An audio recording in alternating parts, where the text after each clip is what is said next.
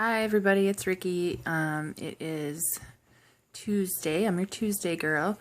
So I am going to talk about how I met Jameson and when, and I am also going to talk about his transition and how his gender has affected my sexual identity. I met Jay, 3 years ago. Through a friend of mine who happened to be his ex. At the time, I was a proud lesbian.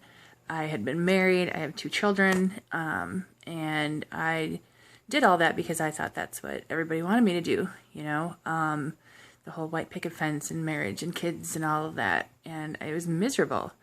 The best things that came out of my relationships, my straight relationships, were my children. And that's probably the only thing that I don't regret. I was friends with Jay's ex, and she introduced us, which was a huge mistake on her part. She knew that I was Jay's type and that Jay was my type. So I had a girlfriend at the time. And so it was on its downslide, and I probably should have handled things a little differently, but I kind of started flirting with Jay, and my girlfriend and I ended up breaking up, and Jay and I have been on this up and down roller coaster of a ride ever since. We live together now. And he first told me about his transition a little over a year ago.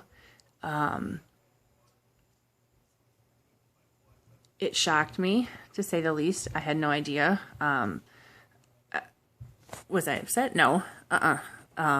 He was afraid to tell me because he thought that it would make me feel differently about him, and I don't. He is the same person that he has always been, and that's what I fell in love with. So I make sure that he knows that all the time. He is in the midst of his transition. He is not taking testosterone yet. He has his first appointment on March 3rd, and hopefully we'll have his letter soon. So he is currently searching for a doctor, and he binds. Clearly we use male pronouns. He has changed his name, not legally yet, but on Facebook and to all his friends. So we're kind of at that stage now, just now getting into the first steps of his physical transition, which will be testosterone. We're also looking into different kinds of insurance that will hopefully cover some of the physical changes as well. So if anybody has any suggestions, that would be fantastic. Let's see. How has his transition, his gender, changed my sexual identity? That's hard to say. I've always thought of myself as different. Until I met Jay, I had never known a transgender person in my life. I grew up in Superior, Wisconsin, small town. It was hard to find an out gay person. So transgender was not something that I ever even had to think about. So, I guess the more I thought about it, the more I just identify as queer.